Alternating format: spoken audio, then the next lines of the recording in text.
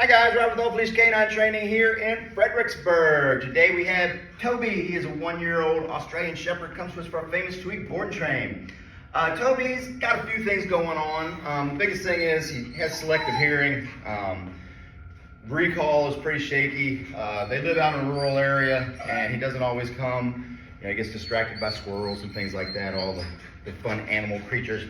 But let's see what he knows here on day one. Toby, come. Hey, come. Good. Sit. Right down. Down. No. Place. No. Come. Hey, come. Let's go. A few other things he counter surfs. Likes to steal objects and stuff around the house.